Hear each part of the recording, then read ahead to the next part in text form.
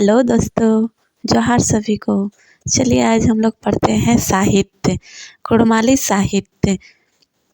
कुड़माली साहित्य परिमाण में जितना समृद्ध है, काव्यगत विविधताओं में भी उतना ही समृद्ध है। साधारणतः कुड़माली साहित्य को दो भागों में विभक्त किया जाता है। कुड़माली साहित्य को कितने भागों में विभक्त किया जाता है? दो भागों में।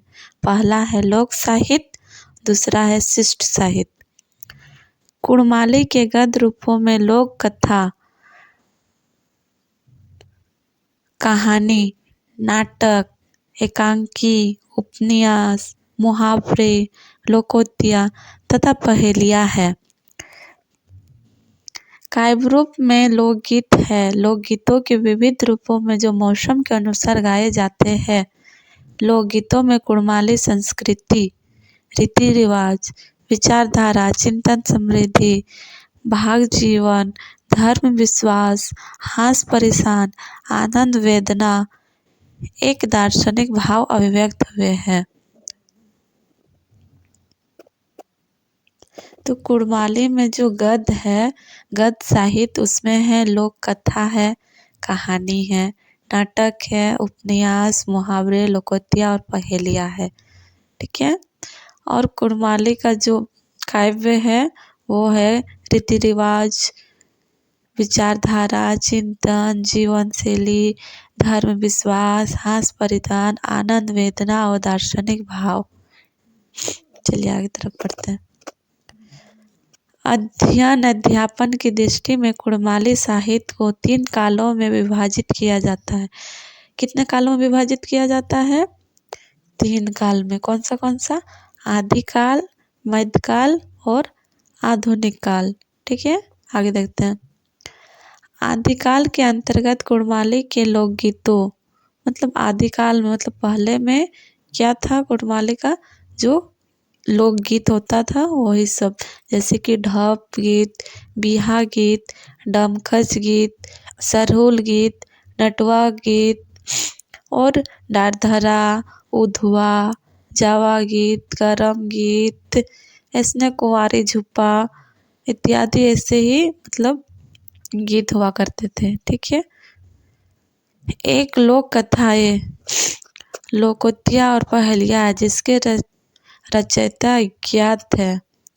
मतलब इस सब के जो है रचयिता है वो क्या है? अज्ञात है। जो मतलब पढ़ा लिखा पहले नहीं भी था, वो भी अपने से बना के पहेलियाँ, लोकगीत, लोक कथाएं बना के बच्चों के मनोरंजन के लिए वो सुनाया करते थे।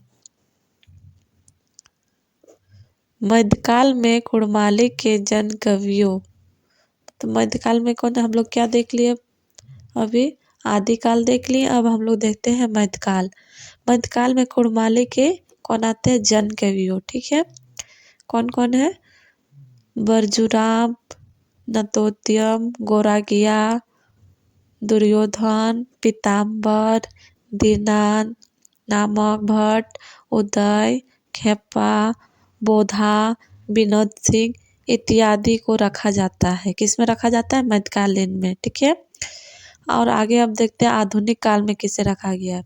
आधुनिक काल के कवियों में है कौन कौन है? सृष्टिधर, महिपाल, महिम, श्रीकांत, काशीनाथ,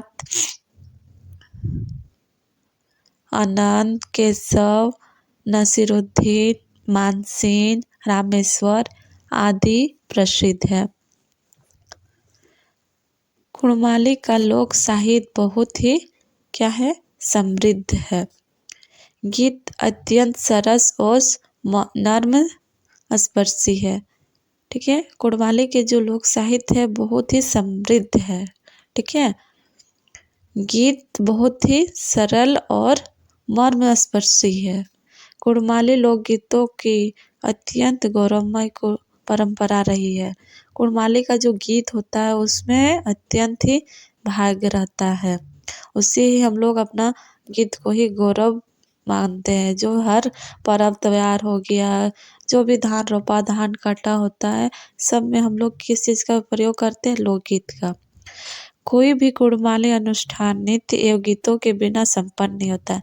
हम लोग जो कुर्मी लोग का होता है कुड़माली में, वो बिना नृत्य और गीत के, कुड़माली नृत्य और गीत के क्या होता है, वो संपन्न मतलब खत्म ही नहीं होता है। अधिकांश गीत नृत्य गीत है, तो जितना भी गीत है अधिकांश में मतलब ज़्यादातर क्या है, नाचते हुए ही गीत तो गाया जाता है। लोकगीतों में ढप, बिहा, डमकच, नटुआ, सरहुल, टारधरा, उधवा, जावा, करम, सोहराय, कुंवारी झुपान आदि आते हैं। लोकगीतों में कौन कौन आते हैं देख लिए।